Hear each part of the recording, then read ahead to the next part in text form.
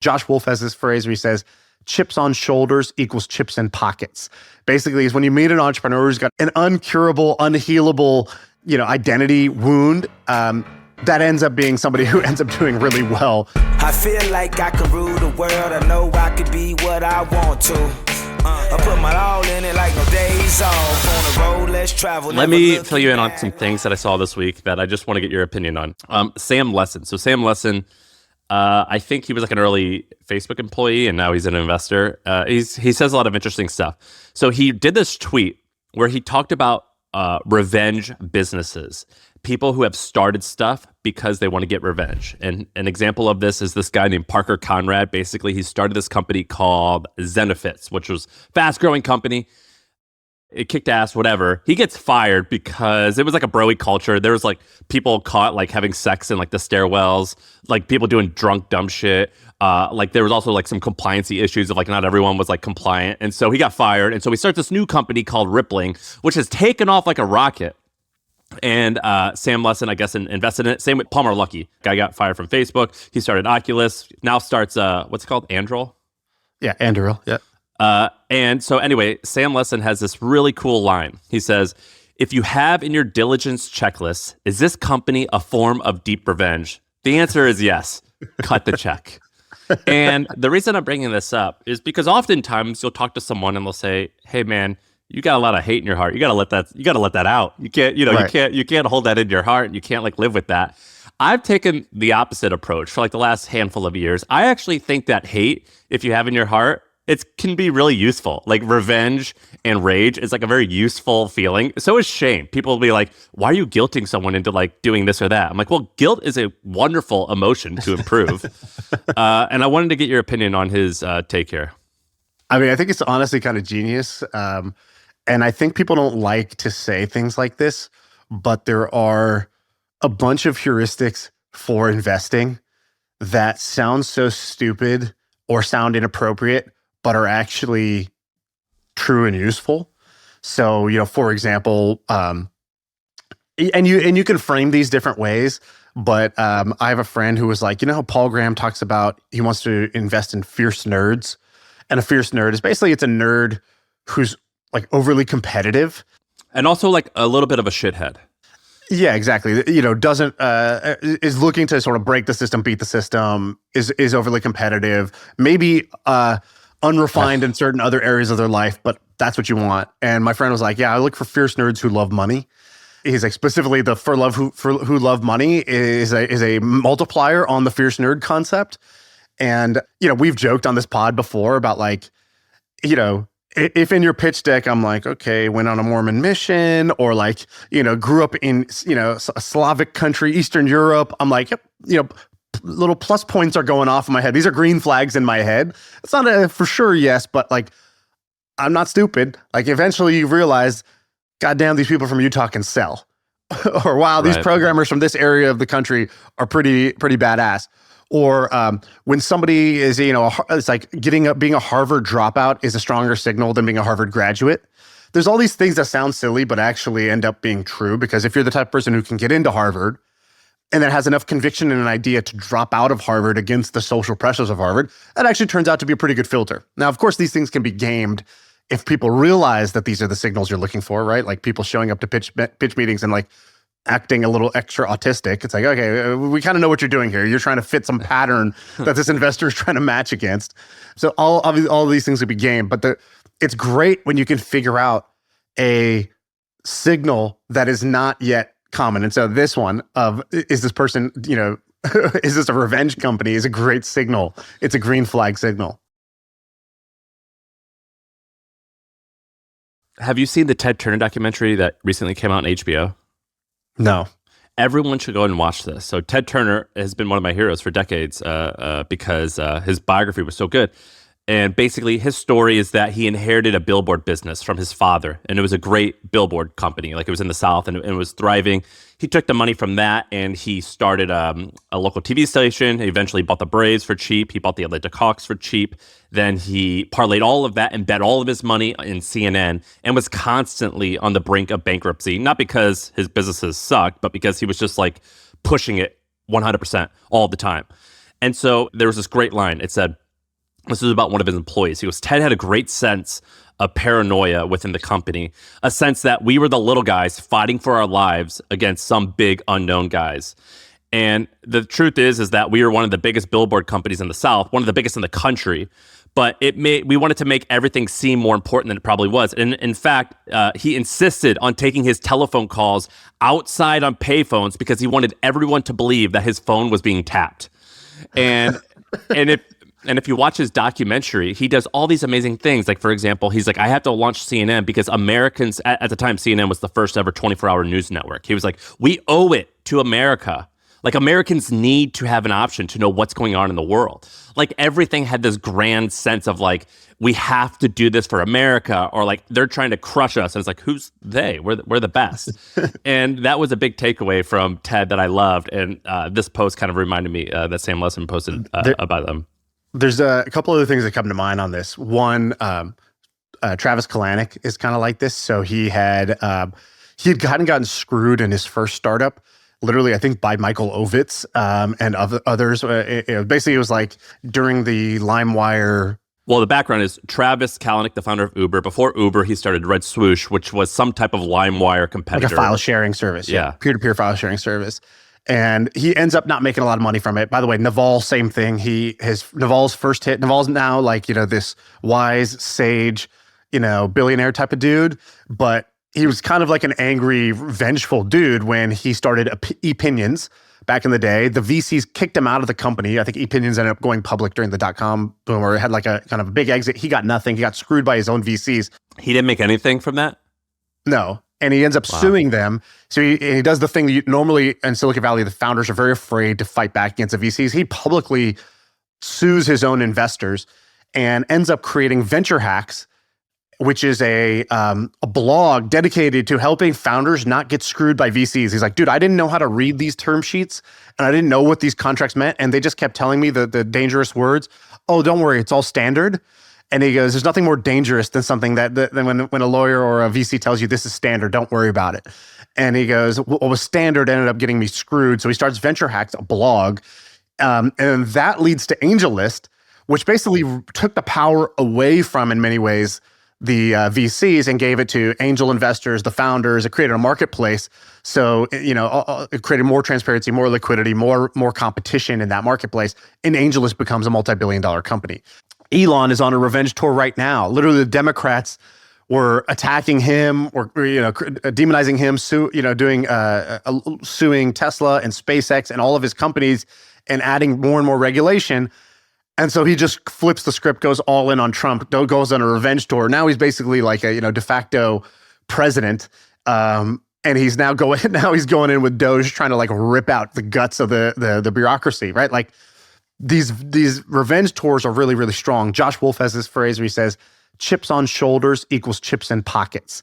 Basically, is when you meet an entrepreneur who's got a deep chip on the shoulder and it's sort of an uncurable, unhealable identity wound, that ends up being somebody who ends up doing really well. Dude, that's a 10 out of 10 phrase, by the way. Chips and shoulders is chips and pockets? Yeah, that's a beautiful. He knocked that one out the park. It's a good one. And I've actually had trouble with this. I used to go the other way. We would meet somebody and they would say something that just sounded like, oh, dude, there's a part of you that's broken inside. Or like, you're really carrying this revenge against somebody. I used to try to convince them that that's not, they shouldn't hold that, or be like, this person, they're not like mature, they're not wise to it. And I immediately missed out on several big opportunities. And again, in that moment, my reaction is to either A, judge, which gets you nowhere, or distance myself and say, all right, this person's they're not like-minded. They're not seeing the world the way I'm seeing it. And now what I've realized is, no, I need the exact opposite reaction. You go really close to that person and you hand them a check and you say, can I be a part of what you're doing? I'd like for your crazy psychosis to be to my financial benefit. And so like, I'll give you an example. So I'm very close with this person and they have basically made something. They had a bankruptcy back in their 20s, late 20s, I think. So they were doing really well, got to like a $25 million net worth, but were overextended. They're in the real estate game. We're a little bit overextended. They were doing development on behalf of this person who was expanding. There's like a guy who was expanding a bunch of locations. So he's like, cool, you're going to do 15 locations? Great, I'm in. I'll go buy these and I'll develop them for you. And then that guy got in trouble. That guy went to jail. So now he's holding the bag on these 15 locations that could only be used for one type of business. And so you're saying like it was like some guy, let's say it's like a fast food franchise, was like, I'm going to be creating like 50 locations or whatever. Will you go develop them and I'll meet you there? They did deal 1, it was great. Deal 2, it was great. Deal 3 was great. And so he goes, awesome. You want to do 18 more of these boxes? Yeah. Great. And he goes and gets them permitted for this exact thing. He does exactly what he's supposed to do as the real estate developer. But then that guy got in trouble for tax. He hadn't been paying his taxes or whatever. He can no longer do this. So now he's on the hook for like whatever, 18 payments for a business he can't run and he can't use for any other purpose, and he can't really sell it because it's distressed. And this happened right in 2008 when the bank crisis happens. And so nobody's investing in real estate anymore. So he gets like, basically this series of events ends up going bankrupt. Well, he has a traumatic experience and he goes bankrupt. Not only goes bankrupt, I think he was engaged or just gotten married. And all of a sudden he's back in his childhood bedroom with his wife. They've had to move back to his parents' bedroom. He's sort of ashamed of that. And he had a $25 million net worth before that? Yeah. And crazy. Buying like $1 million engagement ring, like that kind of thing. And they turn off the lights to go to bed. And he's telling her, I promise you, I will figure out a way. Like, I don't care what the hell I have to do. I will fight back. I will figure out a way to make this right. Give me 9 months. We're going to be here for 9 months in this room and like whatever. And he gives her this inspiring speech, this like gladiator speech. And then he turns off the lights. It's like, oh, and shit. Like he had like the stars from like his, those like sticker stars on the ceiling, the neon ones, and they start glowing and they just crack up laughing. And he's like, oh my God, where am I? And then he starts basically his revenge tour. And he's in the 10 years since then has built up like $1 billion real estate portfolio using only his own money, no outside investors, probably has, something like 4 or 5 million of his own equity in these deals and has, really come back strong. And so I, for years, have been looking for a good way to invest in real estate. Like I looked at, should I buy my own property? Should I have some rental properties? I think I kind of should take this internet money that I'm making. Like I'm all in on the internet. And I think I should take like, 10, 20% of it, have it in like hard rock, tangible assets you can go touch and feel. That seems like a smart thing to do. But I never knew how. Should I do it myself? I'm a beginner and that takes time and I don't want to go fix broken toilets. Should I give it to one of these funds or syndicators? And then you would like meet them and you realize these guys are just fee monsters. They make all their money on the buy. They don't make any money. Good luck on the sell. They make their money on the acquisition fees and management fees. So I didn't like them. And then when this guy was like, hey, do you want to do a deal with me? I was like, I'm all in, because the chip on this guy's shoulder of proving his dad wrong and like coming back from that bankruptcy and all of this, like, even though today he's super wealthy, he'll never stop. If you're a grown man who knows what it feels like to sleep with your wife in a twin bed, like, that sticks with you, like the feeling of like exposed ankles of blankets that don't cover your ankles stays with you. If you've ever had to call top bunk with your wife, yeah, you've experienced a trauma that I would like to invest in. Yeah. When we were selling the Milk Road, I remember talking to, I think I could say this. I remember talking to some of the potential buyers. And was like, wow, you've been really successful. And I was like, what? And I'd try to get to the root. What was the motivation? Like, why did you even go this path? Was it just you had an idea or you wanted to solve this problem? And I talked to 2 people, and one was like, no, this girl rejected me in 9th grade. And I just remember thinking like, F that, like, I'm going to become somebody. And he's like, yeah, I know it sounds stupid. And like, it was stupid, but it was effective. And the other one said the same thing. He's like, I was trying to live in a house. We had 6 friends and we were all like, hey, let's live together next year. And then we found this awesome house, but it was a 5-bed house. And they were like, hey man, it's only 5 beds. He's like, I realized I was in the bottom of my group and I was like, F those guys. Like every night they're having fun in that house, I'm going to be building an empire. And I remember just thinking like, really? First of all, that was like 20 years ago, 15 years ago. Like that still that still motivates you, and like, don't you feel kind of silly that bothers you so much? Like, and they were like, no, I feel they were silly for ever counting me out. And I was like, wow, okay, I am not wired like these people. I am not fueled by the same rage and like kind of revenge instincts. And I'm not saying that's the only thing that motivated them, but the fact that was there still 15 years later was very surprising to me. And I've now learned to bet on it. I think that I'm not surprised that you've never had issues because I've said this a bunch of times. You're very emotionally healthy, dude. I use rage and like guilt and like I want to nicotine. And nicotine. No, and I want to get back against someone. Like there's times that I remember my big brother like saying something smart aleck to me, and I still feel that like, oh, I'm gonna prove you wrong. Like I still feel it. Yeah, that shit runs deep, but it is pretty helpful. It makes you pretty miserable at life, but it makes you like fairly productive. I'm not gonna lie, I'm kind of jealous about it. Like I think on the whole, it's probably good I don't have that, but it does seem kind of badass when I hear it. It takes like it's crazy what happens. So you know how I hate flying. I went through like 10 years of therapy to figure out why I don't like. I'm so claustrophobic. It comes down to when I was like in second grade. My brother put me in a full Nelson. You know, like a full Nelson with like your big brothers picture, and he dipped me underwater in our pool. And he was like, you know, like teasing me, but I sucked in a little bit of water and I legitimately felt like I was drowning. I distinctly remember like, I'm dying right now. I'm about to die. And he kept dunking me and I was like, you fucking asshole. Like I'm dying right now. And like, it's crazy how little moments, like since then, by the way, I cannot stand elevators. I don't like taking subways. You'll swim. You just don't, you're like, I'll fly. Swim. I don't like anything where I'm constricted and I can't escape. It's rooted in like I can't escape. So if it's like a boat that like you're gonna go on and you can't see the shore, it's like no, I'm not doing that shit. Is this what the hypnotist unlocked in you, or you're saying you figured this out through therapy or something else? Therapy and hypnotherapy. Yeah, like I've spent so much time and money to like figure out the root cause and how to overcome this, all from like a 60-second interaction with my brother where he was a kid too. He was being innocent and just messing with me. Isn't that crazy how like the things that happen as a kid can like impact everything? By the way, does it help when you figure out the root cause, or like does it go away a little bit? No, a little bit. Like I guess like there's this like idea of like getting over this stuff. It's called like walking to the gallows, where like when you get panicky, it feels like you're dying, and in order to overcome that, you just gotta be like, fuck it, I'm gonna go die. Like I'm gonna like experience this thing that I'm fearful of. And and you just have to do it, and it's like it's pretty bad, and like so you have to tell yourself all these stories to help get over it. And one of them is like, I only feel this way because John did this to me long ago, and I was fine. Okay, I was fine. I will make it through this. And so you gotta like walk to the gallows. You gotta like tell yourself all these stories, and so that's like one of the many coping mechanisms. But it just all happens because of a small thing when you're a kid. So it could have been like some girl said this, some guy said this to you, right?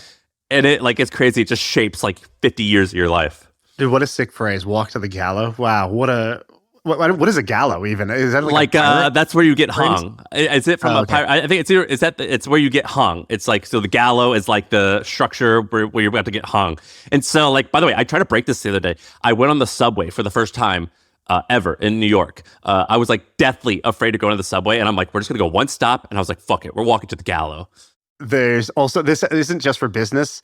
This is also like, you know, revenge body is a thing. And remember that Medium post we both love, how to lose weight in 4 easy steps. And it's like portion control, you know, avoid beer. And then it's like, have your heart broken, not just broken, shattered into a million itsy bitsy pieces.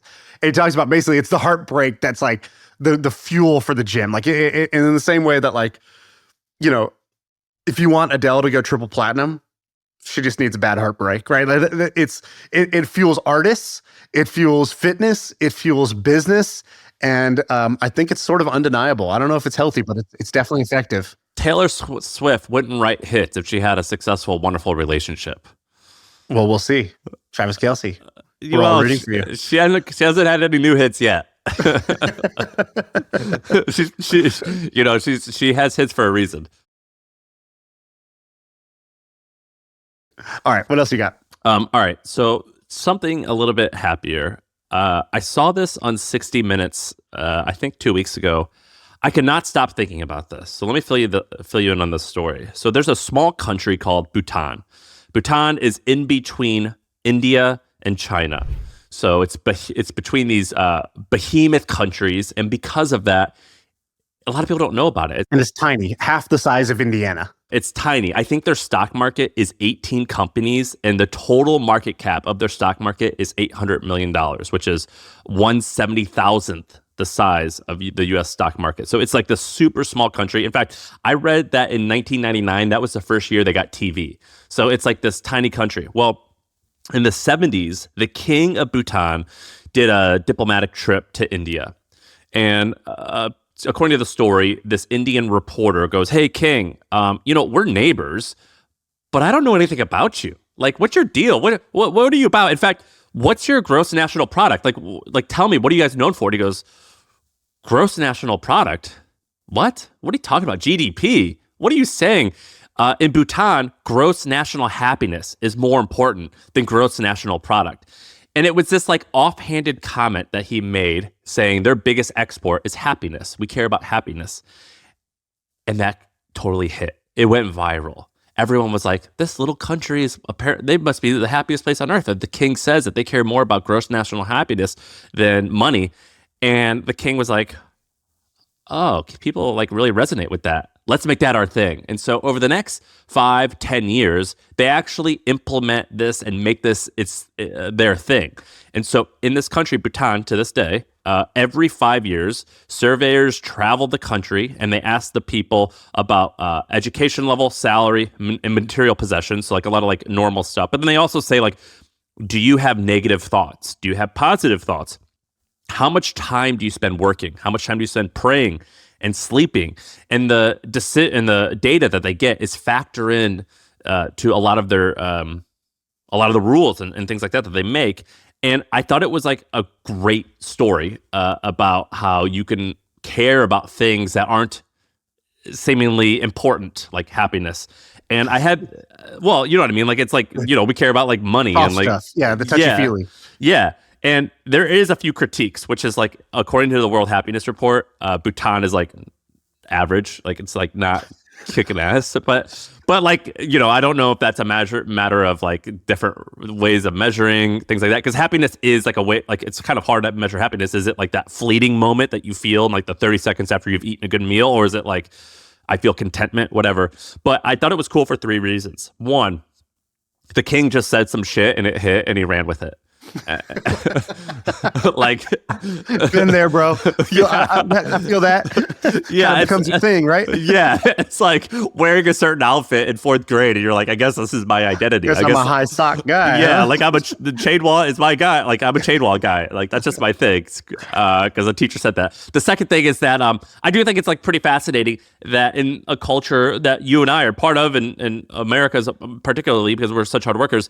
It's all about work, work, work, but that's not really like the point of all this. It's like to be happy. So I thought it was cool that they're measuring that. But another third and final thing that this makes this interesting. Have you ever heard of a pairing metric? Yeah, basically like 2 metrics that, let's say you have revenue on one side, but you might have profitability on the other in order to make sure that like, if you over optimize on just revenue, you might totally nuke your profits. Or if it's about growth, you want, NPS score, make sure your customers are happy. Is that what you mean? Yeah. And so when Tim Ferriss invested in The Hustle, I got to hang out with him for an hour or so. And I was telling him about how many subscribers we were growing by. He's like, well, you need like a pairing metric. You need, not just top line like subscribers, email subscribers, but like, are they engaging? Are they opening? Whatever. You have to have a pairing metric. Otherwise, it kind of ruins the whole thing. And that was like kind of fascinating to me. I never heard that phrase. And I didn't think about having a pairing metric with like government policy or, like anything other than business. And this is like a really great example of a pairing metric where it's about GDP, traditional metrics, but also, make sure that your people are happy along the way. So I thought it was pretty cool. Yeah, I love this story. I think I was telling you before this. I think we both, somehow, the odds of us both having Bhutan on our list are so weirdly low. I think maybe we both saw the same thing. I saw this 60 Minutes thing a few weeks ago. What did you think? First of all, it's so funny. When you watch 60 Minutes looks so old, dude. It looks, and 60 Minutes is basically just a YouTube channel. It's great though, right? It's great, but why does it look so old? Like literally the person on there is old. The clock they use for the 60 Minutes thing is so old. All of the editing is so old. They don't know like what like a jump cut is. It's insane. I think it's a fun fact. I'm almost positive it's the only TV show without a theme song. It's literally just tick, tick, tick, tick, tick, tick, tick, tick. Yeah, exactly. It's crazy. So when you watch 60 Minutes, it's interesting to just look at it and be like, what is this, dude? Anyways, here's a couple of the things that stood out to me about this. So first, why am I interested in a country? I'm interested in a country because in the same way I'm interested in companies that are run in interesting ways, or if a company had a unique mission or business model or a unique way of doing things, that'd be interesting to me. Countries are just big companies. And I found this pretty interesting if you looked at it like a company, where it was like, oh, what's our main metric? It's not revenue, it's happiness. So it's like, instead of the GMV, they're looking at how much happiness they're producing in their own economy. And I like that they measure their own. And like, did you look at their happiness index, kind of 0 to 1, and how that all works? Yeah, it's like a weighted score, right? What were all the metrics? Or it's basically it's a weighted score. Then they sort of they ask people a bunch of questions about their psychological well-being, their health, their time, their education, all these different things, and they end up with basically they're a 0.781 on their scale, which is pretty good. And they measure, that's up 3.3% since last year. And basically 9.5% of Bhutanese people are deeply happy, 38% are extensively happy, 45% are narrowly happy, and 6.4% were unhappy, according to them. And they're what I thought was cool was that a couple of things. Number one, it's one of the very few cases where someone in power gives it up. So they had a king, and he voluntarily is like, you know what? This could just go to my son, but we need a democracy.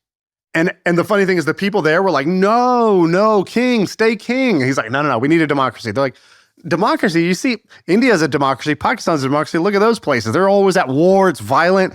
Forget democracy. We don't want it. We're happy.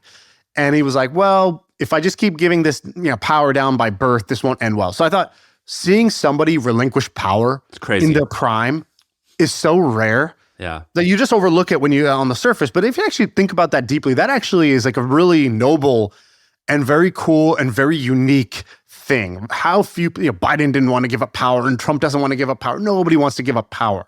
Power is one of the most addictive things in the world. And so I just thought that was really noble and really cool of him to voluntarily go to democracy at a time of peace, which is not usually what happens. Usually, if a democracy happens, it's after a time of violence or war, people need change, or the Western country comes in and helps and tries to force a democracy on them. So I thought that was cool. Did they say that was the only time that's ever happened that way? It's the only one I know of. They kind of referenced that's never really happened before, that a democracy happened in a time of peace voluntarily. Also crazy that just until the 70s, like in 1974, there's people listening to this podcast that are born before 1974. They didn't have a currency. It was barter. Even up until 1974. That's crazy, And the right? crazy thing was, even though there was barter, they still had to pay taxes. And it was like, you could pay your tax with giving the government like a cow. Or if it's like, oh, you don't have livestock? All right, do labor then. And so then they built these amazing buildings because your taxes was basically community service. It's like, hey, I'll go donate 100 hours of labor to pay my tax for the year. And then because of that, they built these really cool buildings. Side weird note, our friend Sheil, friend of the pod, Sheil, went to Bhutan. Went there. I think he posted this thread. It's a thread of him going there. He meets the king because he's like, it sounds crazy to meet the king, but he's like, I was at a bar and I was talking to this guy, and that guy was the former whatever. He was the former prime minister or whatever. He's like, now he's a surgeon and he's just drinking at this bar. And he's like, oh, you want to meet the king? Yeah, I can introduce you. And so he meets the king. And so he's he's talking about his experience there. One of the crazy things he points out is a lot of the buildings have penises painted on them in artful ways. So, it's a little bit of Superbad mixed in there. I like that. The other crazy thing is the Bitcoin stuff. Did you see their Bitcoin stuff? I know they have they own more Bitcoin than the total market value of their stock market. It's like $1 billion in Bitcoin. Yeah, they basically have made themselves wealthy for life. They use their vast nature. So they use hydroelectric mining to mine Bitcoin, and it's believed that they have $1 billion of Bitcoin. But that was I think that was reported 8 months ago. So it's as if they have double that now. You know what I mean? They've had a great run. The U.S. has it because they seized the Silk Road, right? So they have the U.S. has 20 billion.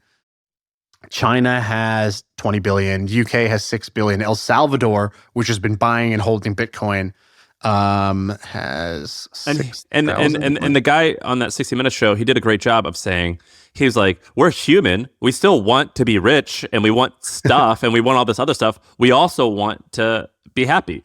And so, because people were like, well, so if you're just about happiness, why are you buying Bitcoin and all this? He's like, well, I still want nice shit. Yeah, more prosperous we are, the happier we'll be. The other thing that I thought was cool, they do free education, free healthcare, all that good stuff. But they also were like, hey, 60% of the land is going to be like dedicated to nature. But there's no, I think they don't allow mountain climbing. They like have these amazing mountains because they're in the Himalayas. Yeah. But you're not allowed to, and he said this great line. He goes, nature is not meant to be conquered. He's like, man has this thirst to just conquer everything. Oh, there's a mountain, I got to climb it and put my flag on the top. And they just had a different attitude. It's like, nature is beautiful. It's meant to be enjoyed, it's sacred. It's meant to be sort of revered and not conquered. And I just thought, man, these people roll to a different beat, and I respect it. I'm glad that these little experiments live. I had the exact same feeling, which is I saw him talk, and they sort of fit a lot of the stereotypes that you would have with like a Nepal, the Dalai Lama, like this like wise, and I think they're like they have like a national outfit or something like that, and it looks like the boot, and they are Buddhists, but it looks like that like whatever the Dalai Lama like the shawl or whatever he wears. So they Jinko like jeans. Yeah, we love Jinko. yeah. The national sport is grinding. They had this like cool vibe of like wisdom and shit, and it was very shocking to see that because I'm like watching this on a Sunday night as I'm gearing up to talk about money and gearing up to get after and crush the week, and then I see this guy who was like talk about happiness and shit, and I was like, this is incredibly refreshing. It was pretty cool. It seems like a great country. I think, by the way, there's all these like other downsides. I think Sheil even said, he was like, it's a pain in the ass to get there. Like, I don't even think they have an international airport. Like the roads are not very developed. Like there's other things. When you prioritize happiness above all, maybe your roads kind of suck. Yeah. So like, it was pretty sick, dude. I thought it was great. I was very inspired. So I wanted to bring up Bhutan. Well, there is one other piece to it, which I guess a bunch of young people are leaving the country.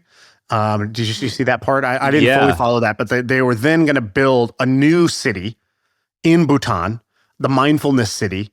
And it was going to be like they launched like $100 million bond, and then they're basically trying to make it a city where it's like walking and cycling and green spaces for meditation and mindfulness-based education and ecotourism, like all the shit Balaji talks about with like a network state, or like the Praxis guys are trying to do. These guys, Bhutan is building a new city with like its own cultural values, trying to use that to attract people to the country. Well, you want to hear a funny story is, Balaji is, and a lot of these crypto guys are in on this new thing called American Colossus. It's that monument that they're proposing that they build in the Bay Area.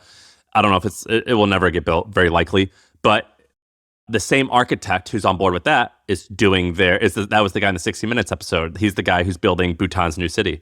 And so there is this like weird crossover of the crypto guys and these people who are like, what would a new city look like, and Bhutan. Right. Yeah, it's pretty inspiring, honestly. It makes you think bigger, right? It makes you think about things that you just take for granted. They just seem set in stone. They seem like they were already here. They'll always be here. It always was this way. It'll always be this way. And then you hear about somebody, these people who are trying to like shake that, and you realize, oh wow, the whole world is more malleable than you thought.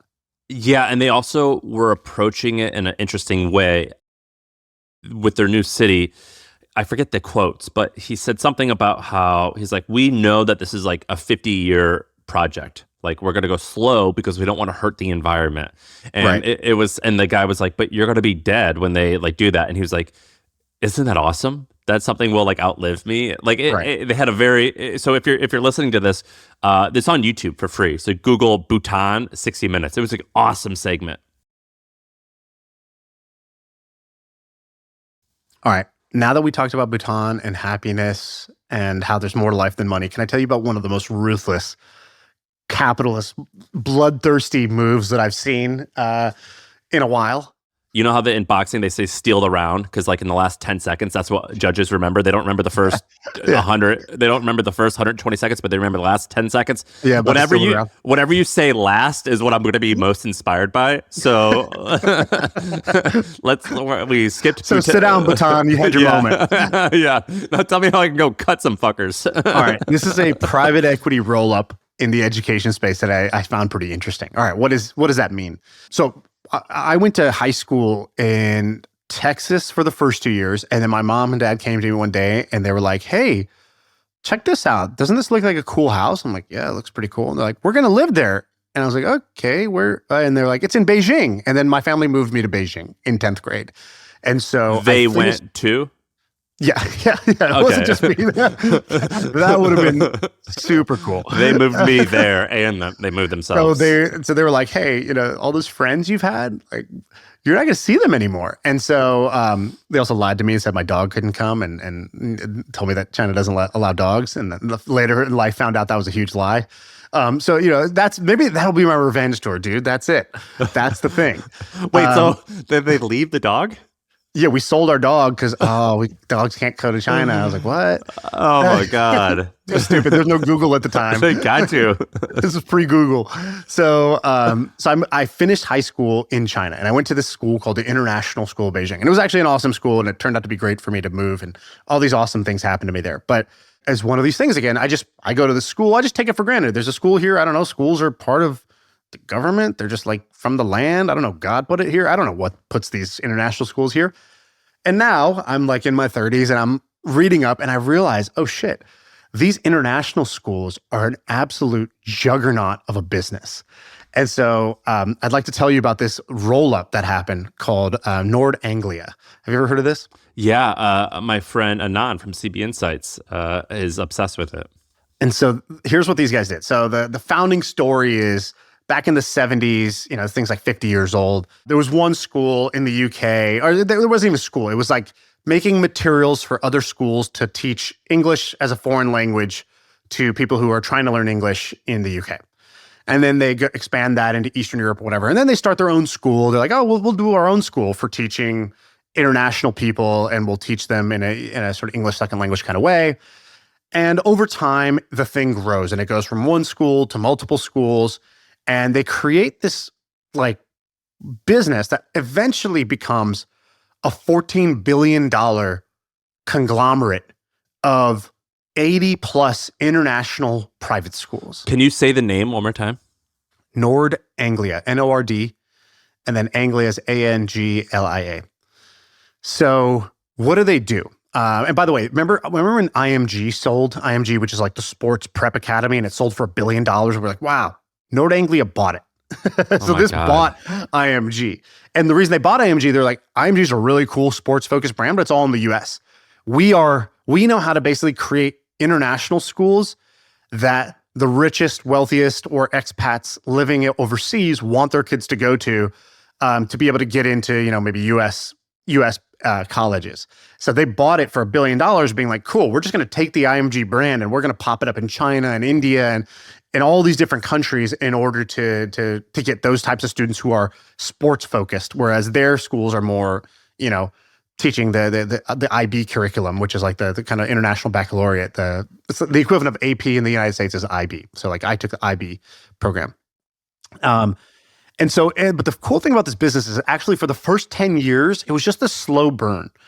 And these businesses fascinate me. Like I don't even really fully understand how you can go from kind of like a consultant selling teaching materials. At one point, they had a daycare, like a nursery built in. It was like just this slow, sleepy business for like 10 years. Was it like a family-run thing? Yeah, it was like privately owned. And then they hired the CEO, and then they start their own schools. They start expanding. Then they start buying other school like chains. So they bought like a 6-school chain that had like a presence in, let's say, France. And then they buy another one that has a presence in Latin America. And they're just rolling up as many international schools as they can buy. They buy 5 schools in India for $200 million. And so now they got five international schools in India.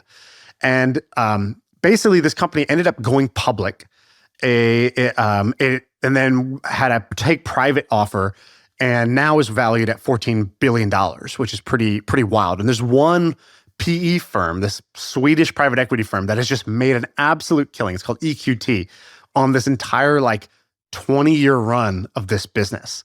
So, let's say here's the timeline. 1970s, it's teacher training and language programs. 1990s, so now this is like, 20 years into the business. They pivot to owning and operating their own international schools. 2008, now another 18 years goes by. The Swedish PE firm comes in, gives them a bunch of money to rapidly go expand and acquire schools. 2014, they go public. 2017, they go private again for $4 billion. 2024, it's acquired $14.5 billion. And 2008, when they did the private equity round, they were at $40 million in EBITDA and about $200 million in revenue. And so these things trade at like 8.5x EBITDA basically. And they only own like 10% of the international school market. Still 90% of the international school market is fragmented and not owned by anybody. Well, and now they do $1 billion in revenue, it said. Yeah, now they do $1 billion in revenue with hundreds of millions in EBITDA, and actually, I think it might even be even more than that. But like, just to give you an example, here's a slide.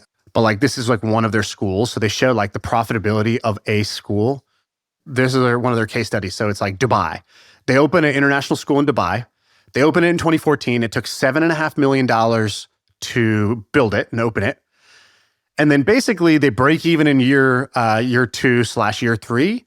And then it's basically making 55% net, cash on cash once it's at that mature level, once they get the enrollment up to like 1,400, 1,500 students. And so you could see like the enrollment basically by year 3, they're at almost 1,400 students, so almost at capacity. How do they convince parents that they're worth it? Because like with school, it's tradition usually is what gets people to buy in. Yeah, so it's kind of the same thing. So if you go look at their pitch, it's basically that, we have the best run schools. Our kids get into top tier colleges, and X percent of them, huge like 90-something% of them graduate. They do better than their peers on, the standardized testing, things like that. It's basically like when Chick-fil-A started expanding to New York, and all the New Yorkers were like, finally, you know what I mean? Yeah. Like people like know this like brand. In Beijing, the school I went to, right? Like we probably had like 100% graduation rate. Like there's like no dropouts. Everybody graduates, and then like 98% went to college. So it's like compared to like a normal school, the whole school I was going to in Houston before that probably was like 75% graduation, and less than 50% would enroll in college the next year. And then the school I went to, that's like a first grade through 12th grade school, and every year you're basically paying college tuition. It was like $40,000 a year to go there as a first grader and as a second grader and as a third grader, as a fourth grader. But like the way my parents afforded to go there was the same way that many students did, which is when companies bring you overseas, because let's say my dad worked for a company, they wanted him to relocate to like build up their business in China. Then the company basically pays for your kid's education as part of the relocation package. And that's like a really good perk. That's the perk. And so, and so these schools basically, it's kind of like US schools. How they make their money is because the government will give like student loans to anybody. Like anybody can get a student loan. So you can get like, $200,000 of debt to go to the school. Whether you're going to be able to pay that off or not, doesn't matter. So the schools are like, great. That's why tuitions keep going up, because they're like, awesome. The government will just keep paying for this. This is amazing. International schools work largely the same way, which is it's either very wealthy people there who want their kids to go abroad. Like if you're very wealthy in Indonesia or China or India, you want your kids to study in the United States. And you're probably, like very, very rich. And so you're happy to pay, $40,000 a year for like elite education, or the companies are paying for it. So it's this beautiful business model where you're only catering to that top kind of 1%. And interestingly, I think that there's actually a blue zone in America, because when you think of a for-profit university, I think of University of Phoenix. Yeah. I think bad. I think they're the ones who let everyone in. And they just buy all the Facebook ads and Google ads, and it's slimy. But for some reason, when I look at these schools, I think prestige. I think right. like it can be done well. Do you know what I mean? The one I want to do, or like I've been very like tempted to do, is the modern day film school. So like film schools exist in the States, and you can go to USC or UCLA. These are like the famous ones that you can go to. But like media and content has changed dramatically from when those schools were founded, right? And like, credentials are less important, I would think. And credentials are way less important. And back then, let's say you were a student in the 80s and you wanted to work in film someday. Well, when you were in school, you really had no shot. You could go be an intern somewhere, maybe hold up, you're holding the lamp, in the back, and you're holding the light. And that's like all you would be qualified to do. Today, let's say you want to be good at creating films or content or music or whatever. You could literally be publishing on YouTube, on TikTok, on Instagram, on Spotify. You can be publishing everywhere, and actually, like, you could be in the market. You can be a player. The day you have the idea to do it, you could be published that night. You could be 14 years old and you could be the best in the world at doing Twitch streams or whatever it is, right? Like, and so and the number one dream of young kids is to be a content creator. It's the number one aspirational profession, which you could judge and say that's stupid or whatever you want. The dream is the dream. That means there's a lot of demand for people who want to learn this. Why don't I go to Mr. Beast? Why don't I go to Jimmy and say, hey, why don't you create with your brand a university that is the modern day like content creation skill stack? So it's all the things you need to know, right? Videography, photography, script writing, editing, sound production, music production, all the creative arts basically, but do them in a way where it's like a 2-year program. It's like a business school. So it's 2 years and it's all project based. So you go there and you have access to all the equipment, which you normally can't afford as a young person, like the best cameras, the best recording studios, the best editors, terminals, all that stuff, animators. And then there's people who have different disciplines. One guy wants to be an animator, one guy wants to be an editor, the other person wants to be a talent, whatever it is. And you work together on projects, you create content, you actually put it out on the networks, and you get judged based on the number of projects you create, the quality of the projects you create. You're getting real feedback along the way. And then you have mentors or teachers like a Mr. Beast or like others who are going to like drop in and basically teach you some of the fundamentals of maybe storytelling or different things that actually you need to do. And I think if you did this, I mean, just the math of this stuff is pretty crazy, right? Like you get 5,000 or 10,000 people coming to your school and it's, $25K a year for 2 years. That's that one batch of kids, 10,000 people in a class. If they're paying $25K a year for 2 years, that's $500 million in revenue. What stopped you from doing this? You seem pretty hyped up on it, and it seems like a very logical thing. Well, I had the idea like 4 days ago, so that's probably just no. new idea. You've been talking about specifically the media thing. Like I've always been interested. Like, what would you do if you did a new school? I always thought of it in terms of entrepreneurship, but I actually think a more like trade school style school is better. For sure. Because you can only teaching entrepreneurship is hard because there's not a class for business really. The business school doesn't teach you business; it teaches you management. Like what you think of as Harvard Business School is actually a middle management to senior management training program, right? That's what that is. So I think when you actually learn a skill and learn a trade, that's good. The skill of business takes a lot of time and it's not one skill. It's like 15, it's a bundle of like 15 skills. You got to know a little bit about strategy and negotiation and marketing and building and managing and all these things. So I think this trade school style is much better. There's an interesting example of this, by the way. Do you know what Full Sail University is? Yes. So I'm looking up ITT Tech, but I'm also looking at Full Sail. I know a few people that went to Full Sail, and they had great things to say. Yeah, so Full Sail is kind of it's at that scale. So 25,000 undergrads, it's $26,000 a year. It's a private for-profit college. So you just do the math, by the way. 25,000 undergrads, 26,000 a year. So that's like the annual revenue. Let's do some public math because big numbers are an exception. That's $600 million, $650 million a year of revenue that they're generating from like a 4-year cohort. My friend Chris, have you heard of the company Linode? Yeah. He bootstrapped and sold it for, I don't know, like $800 million. He's from Nashville, and I knew him when I was younger. And he went to Full Sail, and that's kind of how I learned about Full Sail. But they have if you look at Jason Citron, the founder of Discord, he's one of the alums. Yeah, and so I think they do more than just I knew it as that's where you'd go to get if you want to become a music engineer. Yeah, so it was like game design was one. That's why Jason went there because he wanted to build video games. They have music, and then they have the Dan Patrick School of Sports Broadcasting. So he liked it that much. A TV broadcaster. They had their own little program, a sportscaster degree program. But how does it work since it's not a normal, it's a for-profit university? Does Dan Patrick actually get paid to use his name, or he didn't donate? A licensing, a royalty. That's equity, crazy. Whatever, right? That's great. That's what I'm saying for if you're Jimmy, you're Mr. Beast, why are you selling chocolate? We should do this. And we just need to find an operator and do it with a physical campus and do the whole thing, right? Make the whole thing happen. And there's an enormous talent economy that needs to be made, not just for people who themselves want to be a famous YouTuber, but every single company has to create content. Content is marketing.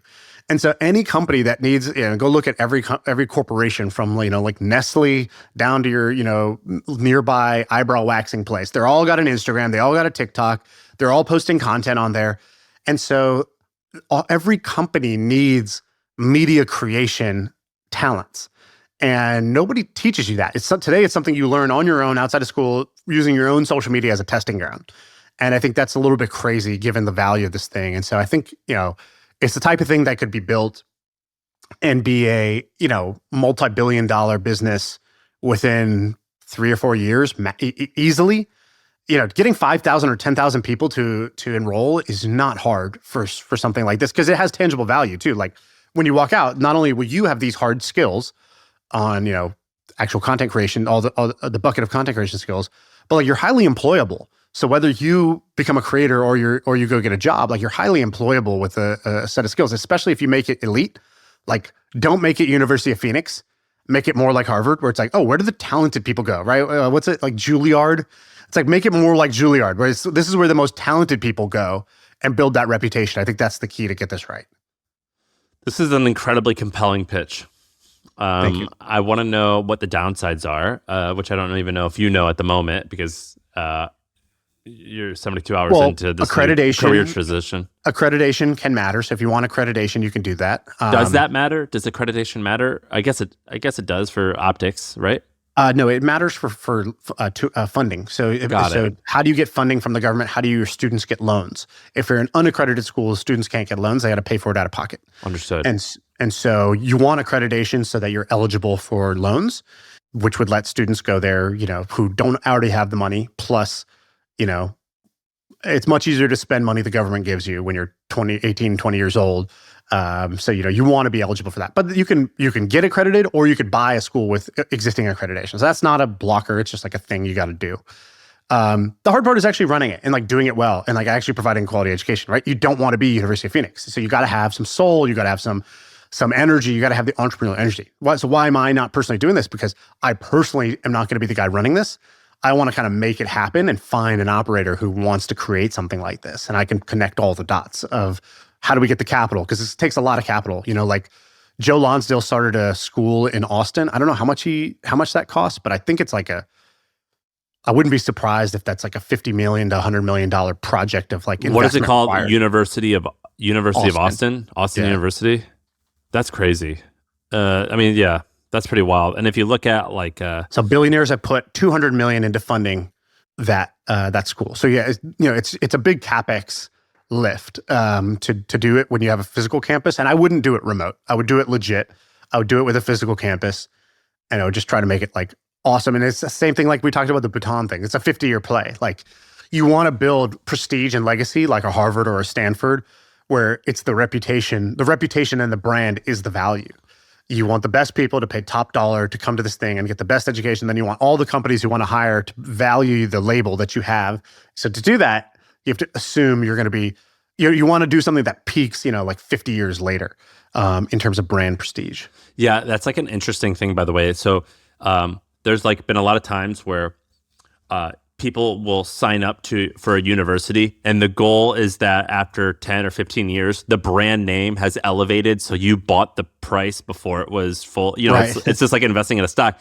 And then there's other times when a university will have 30 under 30. Yeah, where a university will have a protest or something will happen and it hurts the brand. And you're like, for example, let's say you graduated from Columbia, you're like, shit, like it's a controversial place right now. I bought this brand, is that now worth less than what I was anticipating? And so there's this weird, that is like an interesting way to look at building a university brand. Of like, I have to increase the value for, so I can justify that the people buying, they actually bought it when it was cheaper as opposed to what it is worth in 20 years. Dude, did you see Bill Ackman did a presentation about Harvard? Did you see this? No. What did he say? Oh my God. All right. Well, I know we're supposed to wrap up, but this is honestly incredible. Jim Grant asked me to give a talk on Harvard, buy, sell, or hold, in the same way you would do with a stock. I think the Harvard motto or slogan is Veritas, and the title is Veritas ? Because he's on this like anti-Harvard crusade right now. What's Veritas mean? Forever? Truth, I think. Truth. And so he breaks it down like it's a company. The business of Harvard College is providing education to students. And then he has like a graph. It's like enrollment has been flat over the last 20 years. Faculty growth has been modest, growing at 0.5%. But administration growth has grown by 40% in 20 years. So he's like, basically like, oh, you're not growing students, but you're growing your admin, your OpEx on the back end, right? And analyzing it like a business. This is amazing. And the cost has grown. Basically, the cost has doubled in 20 years. He says you're growing by increasing prices, not by increasing the number of customers served. Exactly. And then he breaks down the P&L. He breaks down where's the revenue stream. So how much is coming from donations versus tuition. How much of your faculty has diverse viewpoints. I mean, really, obviously his agenda in this whole thing was to basically be like, Harvard has gone too woke and the administration has gone like rogue and you're ruining the brand and the mission of Harvard. He says the operating margin would be a negative 40% without distributions from its endowment. Yeah. And it says in 1643, that's how old Harvard is. In 1643, Harvard's first mission was set up simply as Veritas or truth. And he's got this old screenshot of like a hand-drawn logo of the shield. And then he reads like the laws, liberties, and orders of Harvard College. And it's like this handwritten document about, the goal was to encourage Harvard students to seek wisdom. And he's basically saying like, then he shows how the mission charter has changed. So in 2020, it was, instead of about seeking truth, it was like, it removed a bunch of references to the 1650 charter and basically left it as more of like a DEI style mission. Yeah. And he's like, paying attention to that. So, he's like, what happened to new ideas? What happened to the truth? And then he goes and he just breaks down like also like even in the faculty growth, he's like, cool. Is it growth in computer science teachers or is it growth in African-American studies? Which, he basically shows like African-American studies grew like crazy compared to economics or computer science. But then he's looking at the number of degrees that people are getting, and that's not growing. So he's like, your supply is not meeting the demand of the consumer. Your supply is growing arbitrarily, not to match demand. Like I think there was only what was it like? There was 1 degree recipient in 2023 in African American studies and 57 faculty. This is wild. And here, if you go down all the way to the last slide, his verdict, he says, is Harvard a buy, sell, or hold? And his verdict as of now is Harvard is a hold. It still has many positive attributes. It has a strong brand, 400-year operating history, $51 billion endowment, and huge real estate. But it has many challenges. The quality of the education has deteriorated. There's so many competitors. Many talented people aren't going to traditional universities. They've misallocated resources, and the endowment has been a chronic underperformer. This is a very interesting way to look at many, many, many different decisions in life that are beyond just money. How awesome is this? This is the greatest. This is a fantastic way to think. Yeah, this is so cool. Is this all decisions? I think every big decision I have in life, I need to put together a PowerPoint like this. We did this with our child's name, by the way. We put 3 names in a PowerPoint, and like Sarah presented them and like argued like in her favor which name we were going to choose. Okay, hold on. What is that? What is even in the slide? What do you say? Like, so the way that we make decisions in our house, oftentimes it's like one person will present 3 options, and then the other person can select the one option that they want. And so if it's like Cheesecake Factory, Chipotle, or frozen dinner. So it's like if I'm selecting the 3, I will select 3 that I'm at least okay with, and then she could select the one that is of most interest to her. For baby names, it was like she was like, I want to select a 3, and then you could select the 1. And so she made a PowerPoint, and it explained, here's the 3 names, here's the background of the name. And I had like parameters. I was like, I want something somewhat traditional. I prefer it be in the Bible because everyone in my family was named for someone in the Bible, whatever. And she's like, all right, here's the 3 that I like. I'm cool with all of them. Here's the background of each name. Here's what it means. Here's famous people named that. Here's where it ranks on the popularity list. Is she trying to persuade you towards one, or it's a completely neutral, like pros and cons of each? In that case, it was neutral. But yeah, oftentimes there is an underlying persuasion bit. But if you're the person who selects the 3, you should select 3 things that you like. Okay. You should, because that's like what you could do is you could select 3 things that you like, and then I, as the final decision maker, will select something, and you're happy no matter what. It's a great way to make decisions, I think. And so she did this big presentation on 3 different names, and I selected the winner, and that's how we got our baby's name. Last podcast, you said every month we sit down at the end of the month at our table and we review the month's budget, financial decisions, key financial decisions that were made. We discuss unresolved issues that might be lingering. I'm kind of into the Par Corporation. Par Corp is probably one of my favorite corporations to learn from. And I think the way you run your marriage like a business partnership is both effective and hilarious. We did that. Great combo. Before we got married, we did that, by the way. We said, this is going great. Like, we really love each other. We like each other. It appears as though, like, marriage is in the cards. We said it's like 6 months into dating.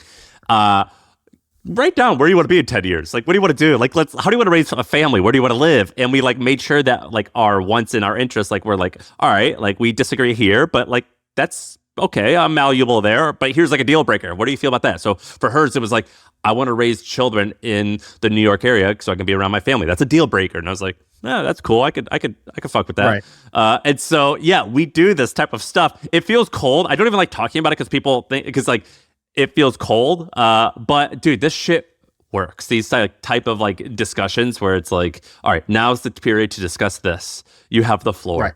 That stuff is so effective, I think.